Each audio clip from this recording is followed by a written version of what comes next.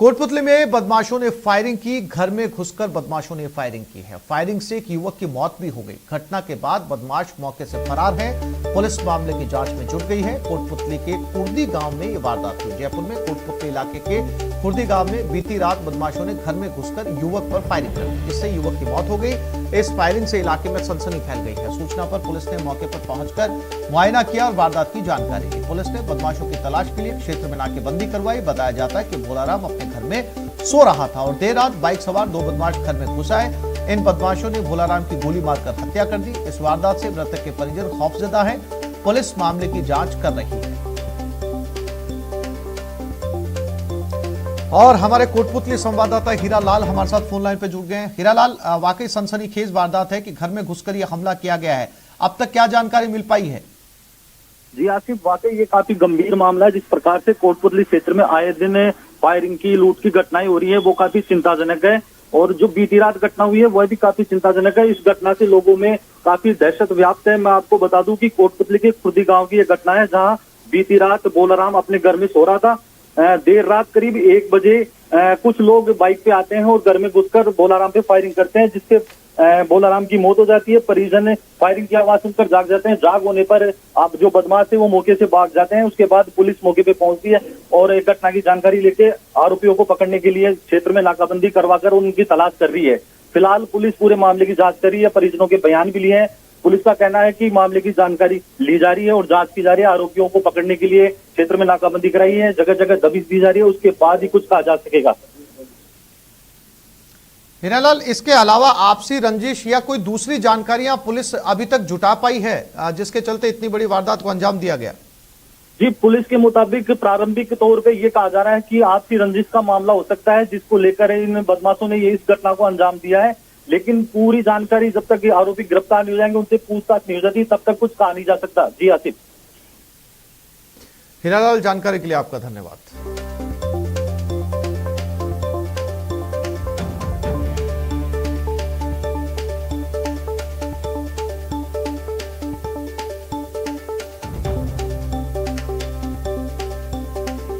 विकास को आगे बढ़ाने में सभी का सामूहिक रूप से सहयोग रहा। इस आजादी के 75 साल में बहुत कुछ परिवर्तन हुआ।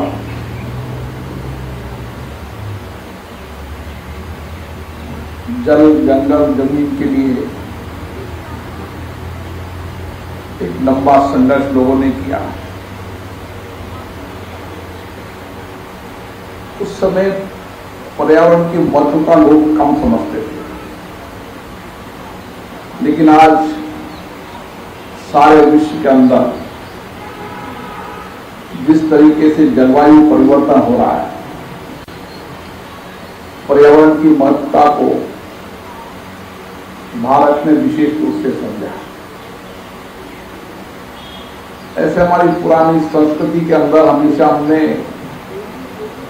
पेड़ की पूजा की है, लेकिन बीच का अंतराल ऐसा आया था जब धीरे धीरे हमारे काफी जंगल कटने लगे। उस कारण से भारत में भी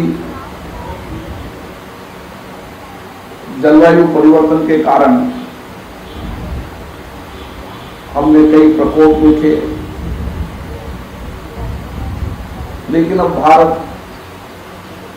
जलवायु परिवर्तन पर्यावरण में आज विश्व के अंदर सबसे अग्रिम रूप से नेतृत्व करता है।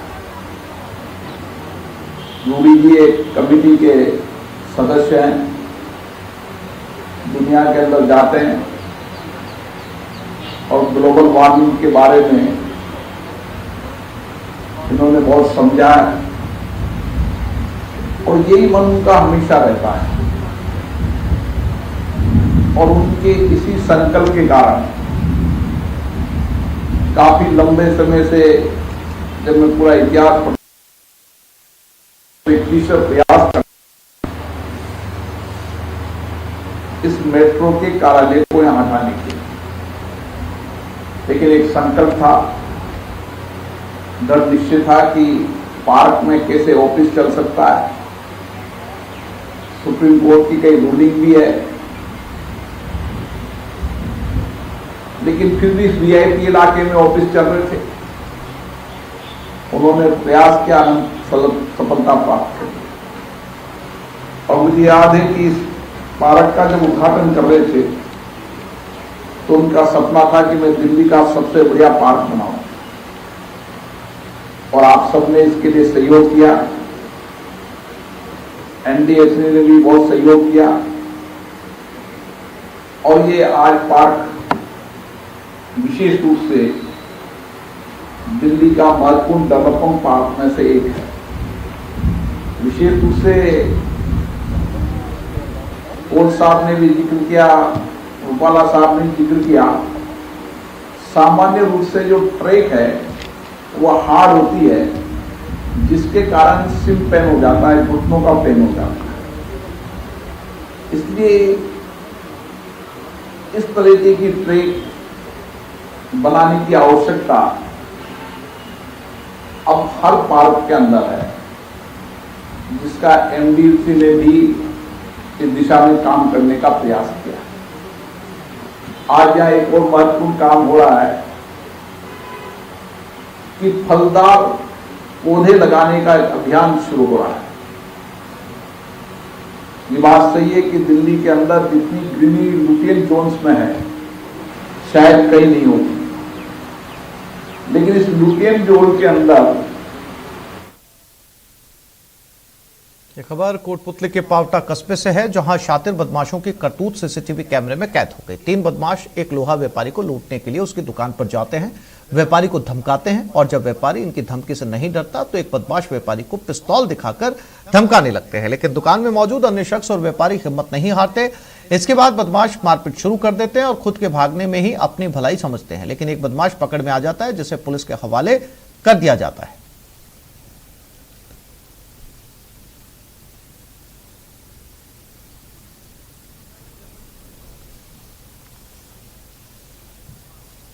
और ये खबर जयपुर से है। पावटा में बदमाशों के हौसले बुलंद है। पिस्तौल की नोक पर लूट की कोशिश की गई, व्यापारी और बदमाश में हाथापाई भी हुई।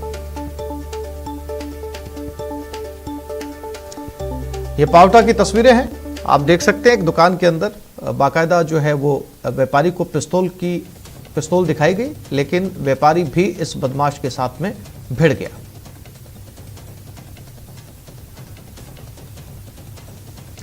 गंगानगर की जवाहरनगर पुलिस ने गैंगस्टर धोलू चौधरी को नेकर और चप्पल में पैदल ही घटनास्थल तक ले गई और घटना की तस्दीक करवाई। इस दौरान ये नजारा देखने लायक था। लोगों का कहना था कि पुलिस पहली बार किसी आरोपी को इस तरह लेकर निकली है। पुलिस का कहना है कि जिस तरह से बदमाश लोगों में फायरिंग, हमला और फेसबुक पर धमकियां देकर लोगों को डराने की कोशिश करते हैं, ऐसे बदमाशों के साथ पुलिस को ऐसा ही करना चाहिए जिससे लोगों को बदमाशों का खौफ ना रहे। फायरिंग मामले में आरोपी धोलू चौधरी 18 अगस्त तक रिमांड पर चल रहा है। आपको बता दें कि गंगानगर की जवाहरनगर थाना इलाके में 25 जून को सुबह सुखाड़िया नगर फर्स्ट में करोड़ों रुपए के लेन देन को लेकर गैंगस्टर धोलू चौधरी ने फायरिंग करवाई थी, और कुछ घंटे बाद ही सोशल मीडिया पर लाइव होकर उसने न केवल इस फायरिंग की जिम्मेदारी ली, बल्कि मामले में पुलिस नेता और अन्य लोगों को बीच में नहीं पड़ने की धमकी दी। पुलिस इस मामले में अब तक 8 लोगों को गिरफ्तार कर चुकी है।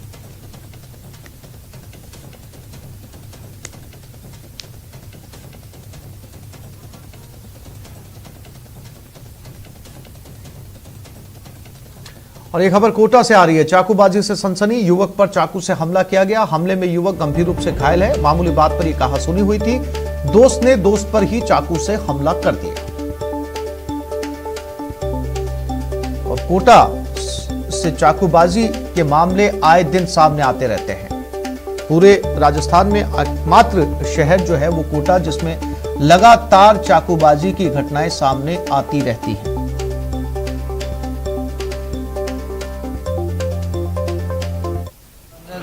गाली गिलोज करनी, मेरे से बोला चाकू मार गया तेरे।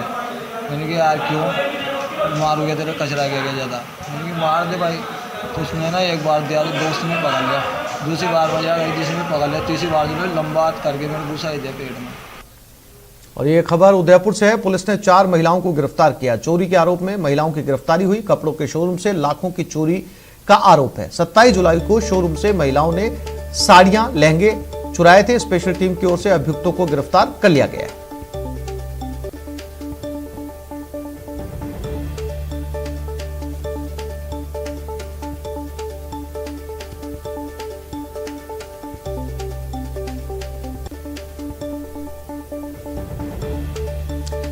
तो चोरी के आरोप में इन महिलाओं की गिरफ्तारी हुई है। बताया जा रहा है कि शोरूम से इन महिलाओं ने लाखों रुपए की चोरी की थी। तस्वीरों में नजर आ रही है वही महिलाएं हैं जिन्होंने इस चोरी को अंजाम दिया था। फिलहाल पुलिस ने इन चारों महिलाओं को गिरफ्तार कर लिया है।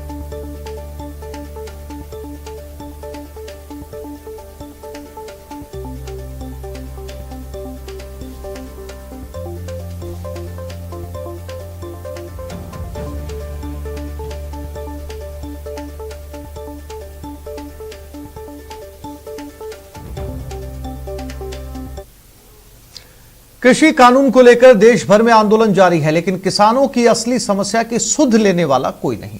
तभी तो दौसा समेत प्रदेश के दर्जनों किसानों की जमीन कुर्क हो चुकी है और अब जमीन की नीलामी की तैयारी हो रही है, क्योंकि किसान कर्ज नहीं चुका पाए। लेकिन किसानों का दर्द है कि पानी है नहीं, पैदावार होती नहीं, तो कर्ज कहां से चुकाएं। बात कर्ज माफी की हुई थी, लेकिन जमीन नीलाम हो रही है।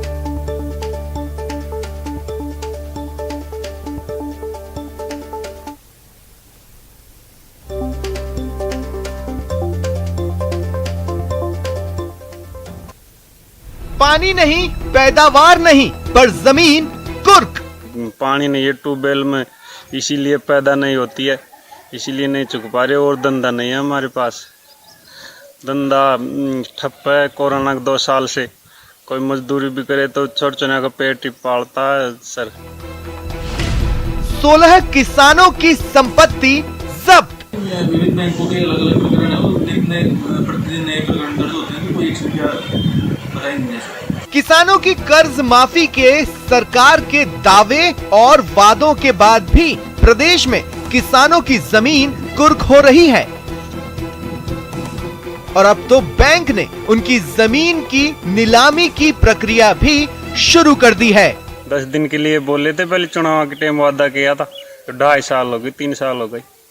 अच्छा, जब से सरकार बनी, जब से बार बार हमको डरा रही है, धमका रही है। रोज आते हैं और जाते हैं, वो नोटिस दे के जाते। दौसा जिले के उपखंड लालसोट के सलेम गांव के 16 किसानों की जमीन कर्ज न चुकाने के कारण पहले कुर्क कर ली गई और उसके खिलाफ नीलामी प्रक्रिया शुरू कर दी गई है। किसानों ने ये लोन पंजाब नेशनल बैंक से लिया था। बरसात में लिया था, पानी वानी की समस्या, पानी बीत गया, पैदावार हो ही नहीं।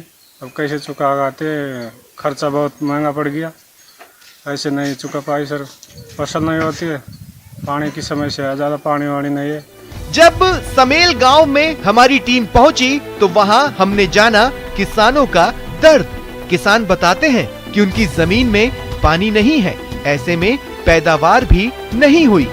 बैंक से कर्ज जरूर लिया था, लेकिन कोरोना और लॉकडाउन के चलते अन्य काम धंधे भी बंद रहे और वो कर्ज नहीं चुका पाए। गरीब आगे काटा सूखा के मेरा पिताजी खत्म हो गया, एक भाई पागल हो रहा। सरकार ने माफ नहीं किया? सरकार बोले 10 दिन बाद करा देंगे माफ।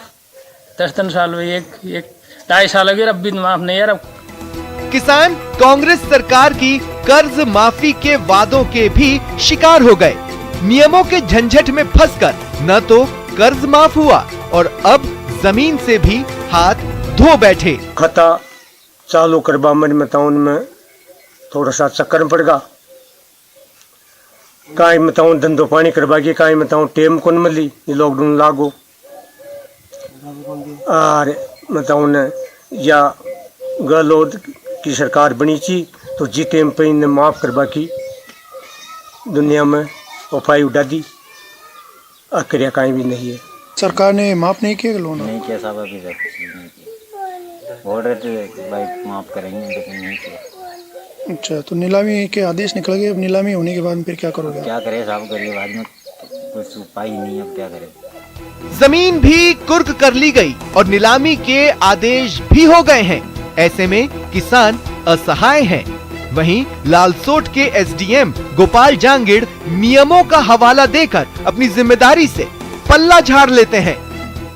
तो अपना लोन जमा नहीं करवाता है ऋण की राशि, तो नीलामी के आदेश भी जाएगा। मोटे तौर पर देखें तो ये किसान उसी सियासत का शिकार हुए हैं जिसने न सिर्फ प्रदेश के बल्कि देश के लाखों किसानों को अपना शिकार बनाया है, यानी सत्ता में आने से पहले वादे और सत्ता में आने के बाद नियमों की उलझन, यानी किसानों पर हर तरफ से शिकंजा। आशीष शर्मा, न्यूज़ 18 दौसा।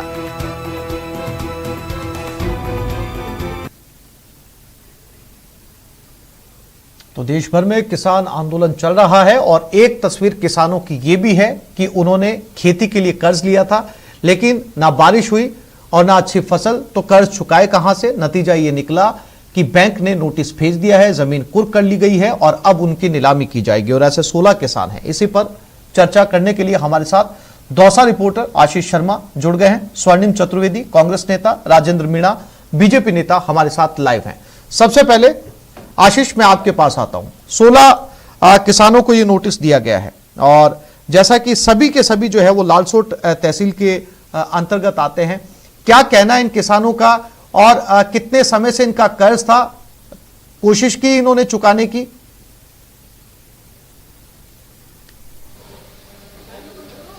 बिल्कुल, जब किसानों से हमारी बात हुई तो इनका कहना था कि इन्होंने 4 से 5 वर्ष पूर्व ये कर्ज लिया था और इन्होंने राष्ट्रीयकृत बैंकों से कर्ज लिया था और ये इन्होंने शुरुआत में कर्ज चुकाने की कोशिश भी की थी, लेकिन कोविड-19 और लॉकडाउन के बाद इनकी आर्थिक स्थिति खराब हो गई। साथ ही जो कांग्रेस सरकार ने भी इस तरह का वादा किया गया था कि संपूर्ण कर्ज माफी होगी, ऐसे में किसानों ने कर्ज को चुकाया नहीं और धीरे धीरे ये कर्ज इतना बढ़ता गया है कि आज इनकी जो जमीनें हैं वो कुर्क हो चुकी हैं और जमीन की अब नीलामी होने जा रही है। 18 अगस्त को नीलामी की डेट है। इसके लिए जो पीएनबी बैंक है उसने लालसोट एसडीएम के यहाँ अपना मामला दर्ज कराया और लालसोट एसडीएम की ओर से एक इश्तिहार जारी किया गया है। इस इश्तिहार में 16 किसानों के नाम है और 16 किसानों की जो जमीनें हैं वो कुर्क हो चुकी हैं और उनकी नीलामी होगी। यह जो पीएनबी की शाखा सिंहपुरा है, ये एक छोटी सी शाखा है, एक गाँव की शाखा है। दौसा जिले में ऐसी अनेक शाखाएं हैं और अन्य बैंक भी हैं। ऐसे में केवल ये 16 नाम तो सिर्फ एग्जाम्पल हैं। दौसा जिले के सैकड़ों ऐसे किसान हैं जिनकी जमीन कुर्क होने जा रही है और नीलाम होने जा रही है। जी आसिफ जी। स्वर्णिम चतुर्वेदी, कांग्रेस नेता भी हमारे साथ बने हुए। स्वर्णिम, वादा था कि सरकार आते 10 दिनों के अंदर किसानों की कर्जा माफी हो जाएगी। कर्जा माफी छोड़िए, जैसा कि हमारे दौसा संवाददाता बता रहे हैं कि ये जो 16 किसानों के नाम है ये सिर्फ एक एग्जाम्पल भर है, एक उदाहरण है। ऐसे न जाने कितने किसान हैं जिनकी जमीनें कुर्क हो चुकी हैं, नीलामी की कगार पर हैं। इसी बीच में कोविड का पीरियड भी गुजरा। जाहिर सी बात है कि किसानों ने बहुत बुरे दिन इस दौरान देखे और अब इन किसानों को अपनी जमीन देनी पड़ रही है। स्वर्णिम,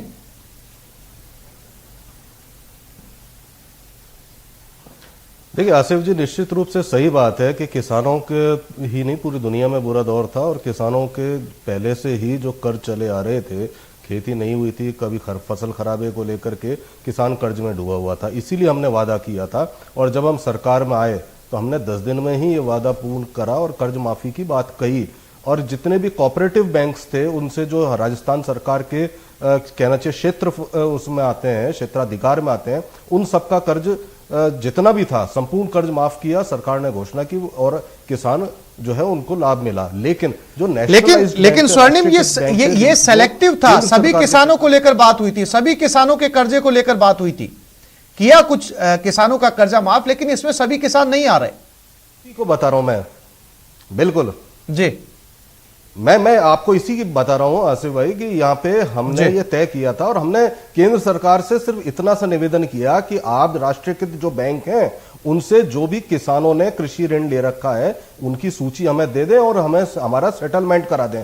पैसा केंद्र सरकार को नहीं देना था। मुख्यमंत्री अशोक गहलोत जी ने खुद ने केंद्र सरकार से निवेदन किया कि पैसा हम चुकाएंगे, जो भी किसानों का कर्ज है उसकी केवल हमें सूची एक दिलवा दें, क्योंकि फाइनेंस डिपार्टमेंट के अंडर में आता है। आप हमें सूची दिलवा दीजिए, हमारा सेटलमेंट करा दीजिए। देखिए, अगर बाबा रामदेव जी रुचि सोया में 1800 करोड़ के कर्ज को 800 रुपए में सेटल कर सकते हैं तो हमने तो इतना ही निवेदन किया था ना, पैसे हम चुकाएंगे, राज्य सरकार चुकाएगी और आज भी तैयार है, राज्य सरकार आज भी तैयार है। लेकिन अगर केंद्र सरकार को जरा सी भी सिंपैथी है किसानों से तो इतनी सी मांग है। आज 2.5 साल हो गए केंद्र सरकार द्वारा इस पे कोई वर्क नहीं किया जा रहा। हम पैसा चुकाने के लिए तैयार हैं, लेकिन राष्ट्रीयकृत बैंक जो केंद्र सरकार के अधीन। राजेंद्र मीणा साहब, राजेंद्र मीणा साहब, कांग्रेस नेता का साफ तौर पर कहना है गेंद आपके पाले में डाल रहे। इन्होंने केंद्र से सूची मांगी थी राष्ट्रीय बैंकों के अंतर्गत उन किसानों की जिन्होंने लोन लिया हुआ था।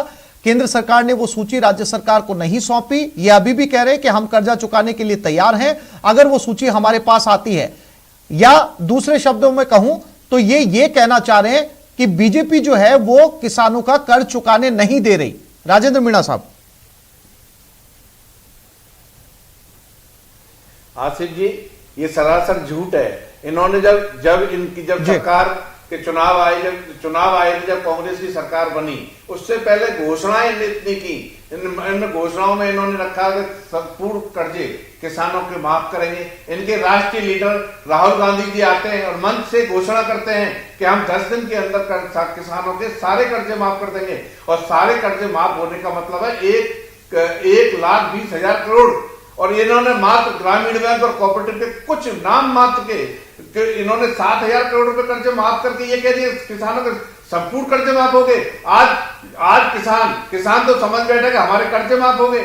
उदाहरण दी बैंक के, इन्होंने राज्य सरकार ने बैंकों को भी नहीं कहा। बैंक भी जाकर के आज हमारे गरीब किसानों के आज तमाम परेशानी हो रही है। उनको नोटिस दे रहे हैं, उनकी जमीनें कुड़क की जा रही हैं, उनके मकान कुड़क किए जा रहे हैं। ये कैसी सरकार है जो वादा कर करके झूठ बोल करके संपूर्ण कर्जे माफ करने की। तो मीणा जी, राजेंद्र जी आप सूची दे दीजिए ना इनको।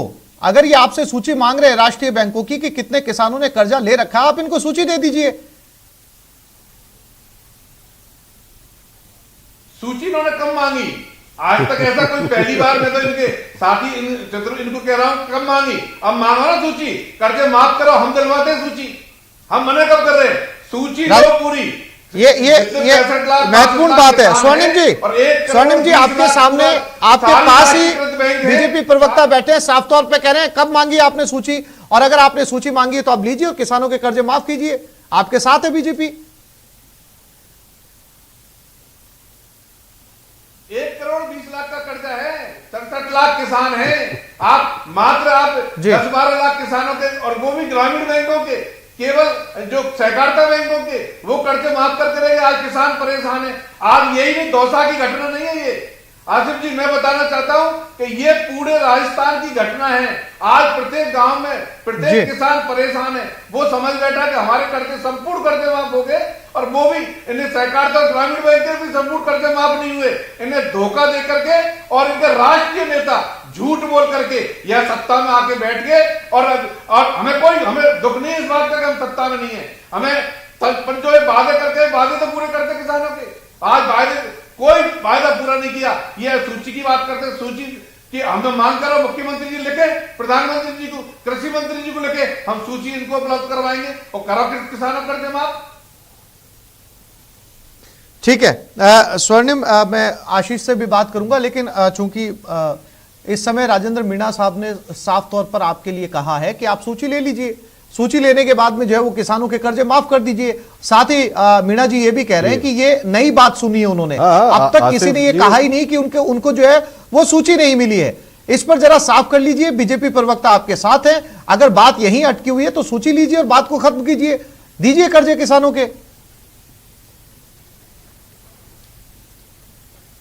मैं तो आसिफ जी आपको आपके चैनल पे और मेरे ख्याल से सारे सूचना माध्यमों पे पहले भी ये खबर प्रसारित, हाँ आसिफ जी, पहले भी और सारे खबर जो भी न्यूज माध्यम है सब पे ये खबर प्रसारित हो चुकी है। मुख्यमंत्री जी ने खुद ने प्रधानमंत्री जी से और फाइनेंस मिनिस्टर से, क्योंकि कृषि मंत्री के अंतर्गत ये विभाग नहीं आता है, तो सूची मांग करके और वन टाइम सेटलमेंट कराने की मांग की थी और सभी चैनलों ने इसको अच्छे से दिखाया था। और ये आज की बात नहीं है, ये तो 2 साल पुरानी बात है, तब से मांग रहे हैं, इसलिए इनको शायद जानकारी नहीं होगी। इसका कोई बात नहीं, आपको अगर आपको नहीं देनी है तो अलग बात है। तो बताओ आप। अरे आपने चिट्ठी लिखी प्रधानमंत्री, सुनिए, आपको नहीं बताएंगे, प्रधानमंत्री जी से पूछ के आइए। और आपकी अगर सरकार को मैं जानकारी है, कोई बात नहीं, आप झूठ बोल करके अरे सरकार में आने के बाद तो लगातार हम जीतते जा रहे हैं और आपका जो है ना वोट बैंक सिकुड़ता जा रहा है, क्योंकि किसान जो है दर दर भटक रहे, 9 महीने से सड़क पे खड़े हैं और वहां पे कोई उनकी सुनने वाला नहीं है। ये तो किसानों की बात है।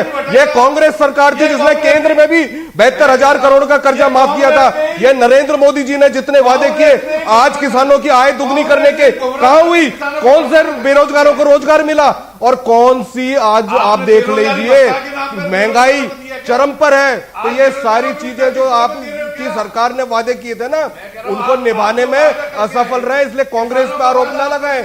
जब जब कांग्रेस सरकार पर आरोप लगाते हैं आप ही को मुंह की खानी पड़ती है, चाहे वैक्सीनेशन का मामला हो, स्वर्णिम जी, दवाइयों का, चाहे स्वर्णिम जी, राजेंद्र जी मुंह की खानी पड़ती है जो यहाँ आरोप। देखिए, मैं आप दोनों मेहमानों से गुजारिश करता हूं, ये मामला बहुत संवेदनशील है।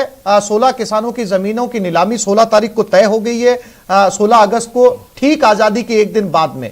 अब ऐसे में जैसा कि हमारे दौसा संवाददाता बता रहे कि ये तो सिर्फ एक बानगी है, ये तो सिर्फ एक उदाहरण है। अगर दौसा के अंदर और ऐसे सैकड़ों किसान मिल जाएंगे जिनकी जमीन जो है वो कुर्क हो चुकी है, नीलामी की कगार पर है, इस संवेदनशील मुद्दे के ऊपर इसका हल निकालना चाहिए, क्योंकि किसानों की जमीन ही उसके लिए सब कुछ होती है, उसकी रोजी रोटी का जरिया होती है। हमारे साथ आशीष लगातार बने हुए हैं। आशीष, जिन किसानों की जमीन कुर्क हो चुकी है, नीलामी तय हो चुकी है, क्या उन्होंने अपने जनप्रतिनिधि से बात की? क्या उन्होंने सरकार को अपना वादा याद दिलाया कि 10 दिनों के अंदर कर्जा माफी की बात की गई थी, लेकिन यहां तो जमीन जो है वो नीलामी की कगार पर पहुंच गई है? आशीष, बिल्कुल निश्चित रूप से जो किसान हैं वो अपने स्थानीय जनप्रतिनिधियों के पास भी गए हैं, लेकिन जिस तरह अभी डिबेट में ये जो बीजेपी और कांग्रेस के नेता आरोप प्रत्यारोप लगा रहे हैं, इसी तरह की जो बातें हैं वो जनप्रतिनिधि बोलते हैं। लेकिन एक सूची के चक्कर में यदि किसान की जमीन कुर्क हो जाए, जमीन नीलाम हो जाए, तो इससे बड़ा दुख की बात कोई नहीं हो सकती उस किसान के लिए। और बात करें, जब 2018 में विधानसभा चुनाव हुआ था, उससे पहले बीजेपी की सरकार थी, तब ग्राम जो सहकारी समितियों के जो लोन थे वो माफ किए गए थे। लेकिन कांग्रेस सरकार ने वादा किया कि हम संपूर्ण कर्ज माफी करेंगे। हालांकि इन्होंने कर्ज माफ किया, लेकिन कर्ज वो माफ किया जो कोऑपरेटिव बैंक है और भूमि विकास बैंक है, उनके जो केसीसी लोन थे वो माफ किए। जो राष्ट्रीयकृत बैंक हैं, जो गांव-गांव में ये बैंक है, हजारों सैकड़ों किसान इससे जुड़े हुए हैं, उन्होंने केसीसी के लोन ले रखे हैं, उनके कर्ज माफ नहीं हुए। या यूं कह सकते हैं कि 100 में से 10% कर्ज माफ हुए हैं, 90% कर्ज माफ नहीं हो पाए हैं, क्योंकि वो राष्ट्रीयकृत बैंकों से लिए गए थे।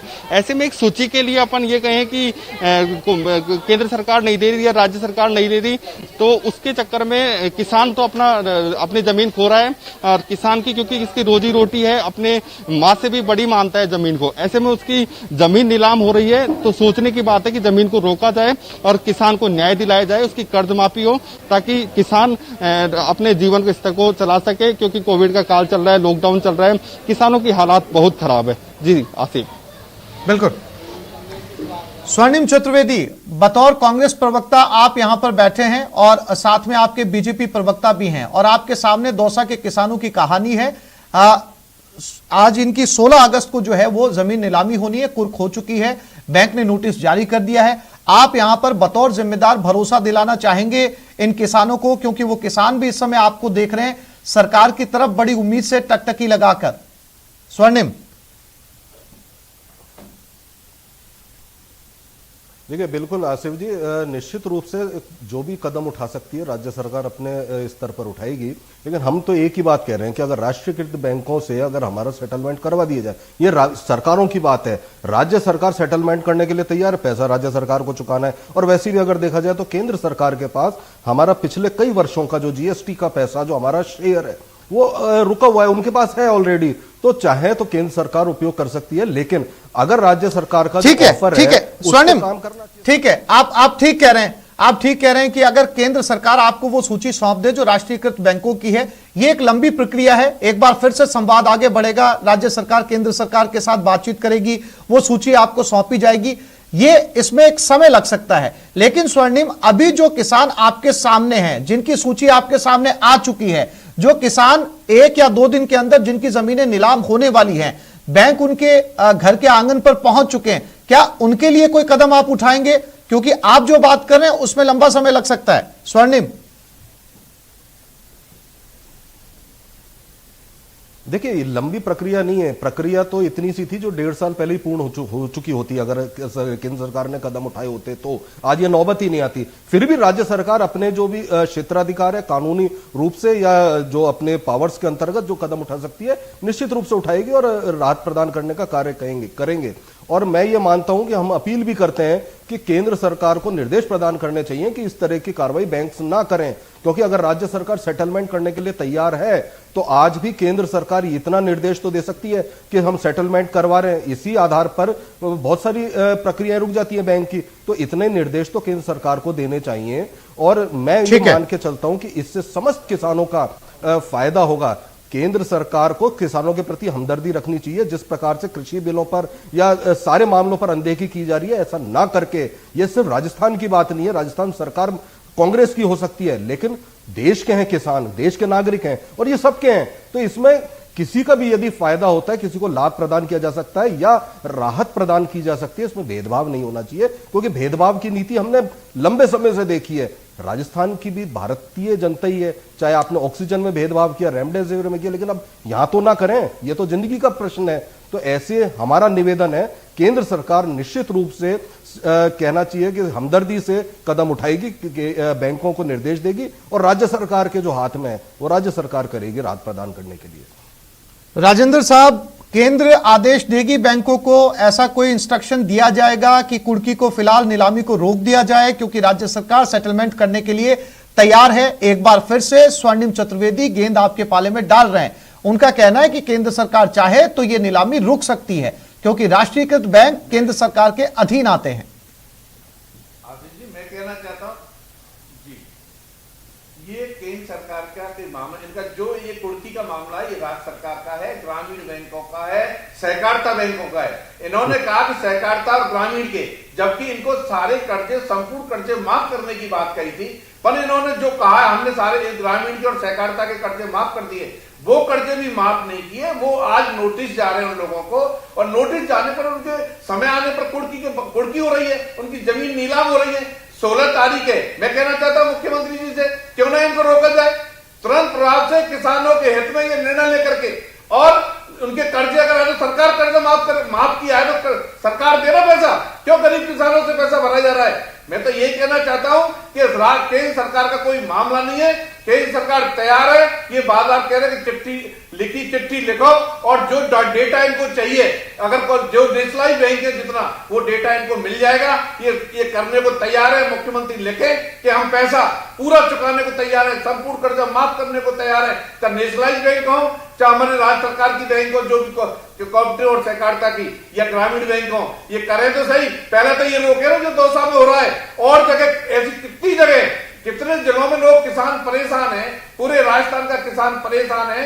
वो ये समझ बैठा कि हमारे कर्जे माफ हो गए, अब हमें नहीं भरना पड़ेगा। वो घर बैठे थे, पीछे जाकर के बैंक के कर्मचारी अधिकारी जाके नोटिस दे रहे हैं, उनको जलील कर रहे हैं, उनको परेशान कर रहे हैं, उनको बंद कर रहे हैं, उनको केस लगा रहे हैं उल्टे सीधे।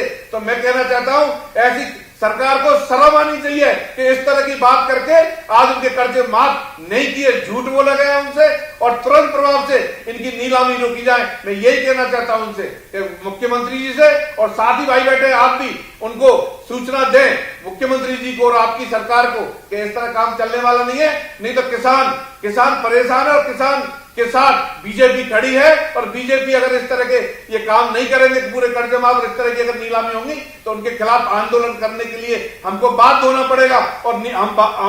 और हम निश्चित रूप से आंदोलन करेंगे, और किसानों के हित में हम अपनी बात रखेंगे और ज्ञापन देंगे जगह जगह, जिला स्तर पर और जिला कलेक्टर को और एसडीएम लेवल से, मुख्यमंत्री के नाम से। स्वर्णिम चतुर्वेदी, आप कर्जा माफ कर नहीं रहे, बीजेपी अब आंदोलन की राह पर है। उनका साफ तौर पर कहना है कि वो इन किसानों के लिए आंदोलन करेगी जिनकी जमीन जो है वो नीलाम की जा रही है। स्वर्णिम, देखिए आसिफ जी, आंदोलन तो किसान कर रहे हैं भारतीय जनता पार्टी के खिलाफ, और ये राजस्थान ही नहीं, पंजाब हरियाणा सब जगह इनके जो सारे नेता है ना, तो सारे नेता किसानों से बचते घूम रहे हैं। ये क्या आंदोलन कभी खड़े तो हुए ना जाकर के? अरे हम तो पूरे देशवासी हैं, आप तो आप ठेका ले हो। आज हमने जो भी बिल लाए वो भी गलत नहीं है, उनको गुमराह करने का काम किसानों को बैठाने का काम। हाँ, किसानों को गुमराह कर, अगर किसान आंदोलन करे तो वो गुमराह है, और भारतीय जनता पार्टी बैठ करके अपने कार्यालयों से स्टेटमेंट जारी करते रहे। अरे बिल्कुल झूठ बोला गया, 35 रुपए भत्ता देंगे, क्यों भत्ता नहीं दिया? आपने क्यों नहीं दिया? आपकी भी सरकार थी ना, आपने कितना भत्ता दिया? किसको दिया? 50,000 आपने कर्जा माफ करने की बात कह रही थी, वो कर्जा भी हमने माफ किया इनका। इनकी सरकार ने जो घोषणा की करके नहीं गए थे, वो भी हमने किया। तो हम अगर कर रहे हैं तो हमने राजेंद्र जी, स्वर्णिम जी, आप दोनों ही जो है वो एक दूसरे पर आरोप प्रत्यारोप लगा रहे हैं, लेकिन कहीं से बात निकलकर सामने नहीं आ पा रही कि जो मौजूदा किसान हैं जो इस नीलामी से गुजर रहे हैं, दौसा के जो ऐसे किसान भी हैं जिनके नाम अब तक सामने नहीं आए, इनके लिए सरकार जो है वो क्या कुछ स्टेप लेने जा रही है? आशीष हमारे साथ लगातार बने हुए दौसा से। आशीष, एक बहुत छोटा सा सवाल संक्षेप में जवाब चाहूंगा आपसे। ऐसे किसान भी आपकी नजर में आए होंगे जिनकी जमीन का टुकड़ा बहुत कम हुआ होगा, जिसके ऊपर उन्होंने कर्जा लिया होगा, और जो बैंक की जो कर्ज है वो उस जमीन की कीमत से ज्यादा होगा। ऐसे किसान कहां से चुकाएंगे कर्ज, और कैसे होगी उन खेतों की नीलामी?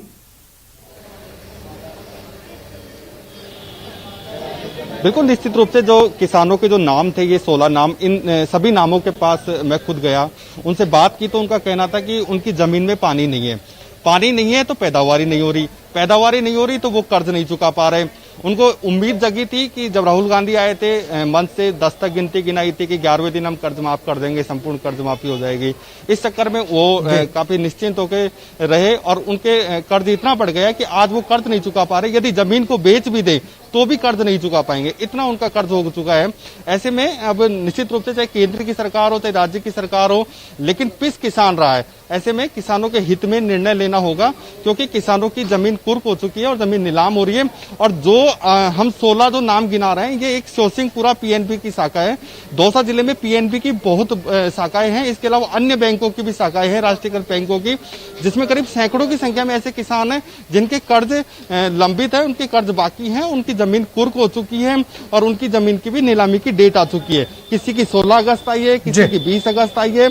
ऐसे में एक और तो देश, और किसी की 18 अगस्त जश्न मना रहा है, दूसरी ओर किसान है ना जो उनकी जमीनें कुर्क हो चुकी है। ये विडंबना की बात है। स्वर्णिम जी और राजेंद्र मीणा जी, जब 75वीं स्वतंत्रता दिवस हम मना रहे हैं, तब ऐसे में 3 तारीखें इस समय मेरे सामने, 16 अगस्त, 18 अगस्त और 20 अगस्त। एक तारीख तो ऐसी कि ठीक 15 अगस्त के बाद में इन किसानों को अपनी जमीन कर्जे के बदले में बैंक को देनी होगी। विडंबना है। अब देखना यह है कि 16, 18, 20 अगस्त को सरकार इन किसानों के हित में क्या करती है और विपक्ष इन किसानों के साथ कैसे खड़ा होता है। आप दोनों मेहमानों का बहुत बहुत शुक्रिया। आशीष, आपका भी बहुत धन्यवाद हमसे जुड़ने के लिए। फिलहाल एक छोटे से ब्रेक के लिए रुक रहे, जल्द लौटेंगे।